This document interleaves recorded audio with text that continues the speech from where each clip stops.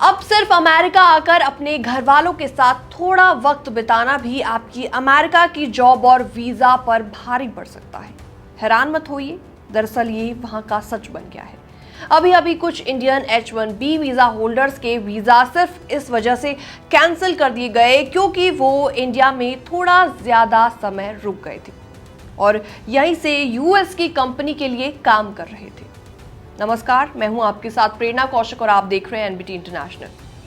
अब जरा सोचिए, ना तो उन्होंने कोई भी लॉ तोड़ा है, ना ही कंपनी छोड़ी, बस इंडिया में अपने घर में रिमोट काम कर रहे थे, जो आजकल बहुत ज्यादा कॉमन है।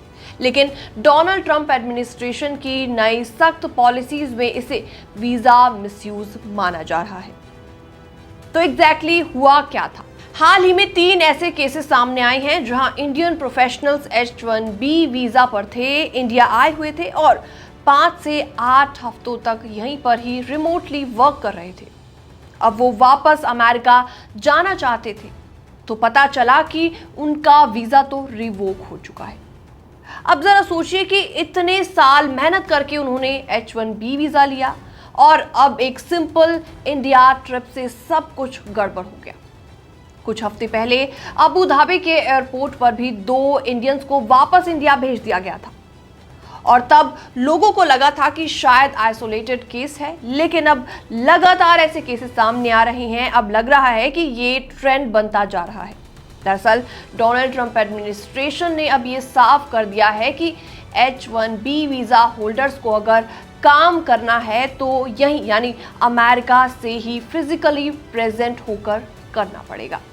मतलब अगर आप इंडिया में रहकर यूएस कंपनी के लिए काम कर रहे हैं और छुट्टी पर ऑफिशियली नहीं है तो उसे वीजा का वायलेशन माना जा सकता है। अब सवाल ये उठता है कि अब छुट्टी लेना भी रिस्क हो गया है क्या? तो देखिए, इंडिया आना या छुट्टी लेना प्रॉब्लम नहीं है, प्रॉब्लम है छुट्टी लिए बिना इंडिया में रहकर काम करना। अगर आप 4 से 5 हफ्तों से ज्यादा इंडिया में रहने वाले हैं और काम भी कर रहे हैं तो यूएस ऑथराइजेशन को शक हो सकता है।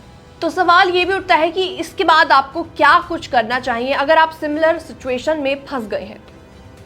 इंडिया जाने से पहले अपने इमिग्रेशन वकील से जरूर सलाह लें, कंपनी के HR से लिखित में कंफर्मेशन लें और आप PTO पर हैं ये भी लिखवाएं या रिमोटली काम कर सकते हैं, इसकी परमिशन आपको लेनी है। कोशिश करें कि इंडिया ट्रिप 4 हफ्तों के अंदर अंदर रखें, उससे ज्यादा हो तो एक्स्ट्रा प्रिकॉशंस लें। और हाँ, सोशल मीडिया पर वर्किंग फ्रॉम गोवा टाइप की पोस्ट बिल्कुल भी ना करें, कुछ भी अपडेट ना दें। USCIS सब कुछ निगरानी में रख रहे हैं।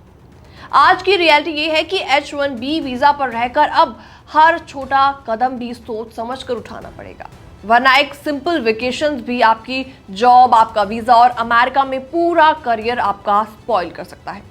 तो सतर्क रहिए, अपडेटेड रहिए और किसी भी ट्रैवल या लॉन्ग स्टे से पहले लीगल ओपिनियन जरूर लें। फिलहाल इस रिपोर्ट में इतना ही, बाकी तमाम अपडेट्स के लिए बने रहिए एनबीटी इंटरनेशनल के साथ।